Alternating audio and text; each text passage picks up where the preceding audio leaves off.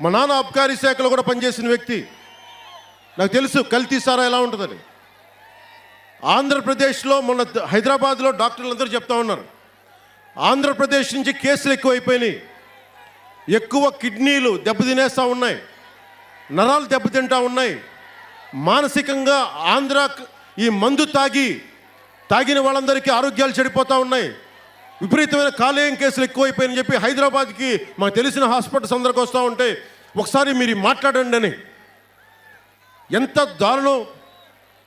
మందు తాగడమే మంచిది కాదనుకుంటే కల్తీ మందు సప్లై చేస్తా ఉన్న మనిషి అఫీషియల్గా ఎవరు? మొత్తం మద్య నిషేధం చేస్తానన్న వ్యక్తి, మద్యాన్ని నిషేధిస్తానన్న వ్యక్తి మద్యాన్ని అమ్ముతూ ఉంటే మనందరం చూస్తూ కూర్చున్నాం. నేను అందుకనే ఆడపడుచులు కోరుకుంటే ఆ గ్రామాల్లో మద్యాన్ని సంపూర్ణంగా నిషేధిస్తాం. మీరు కోరుకుంటే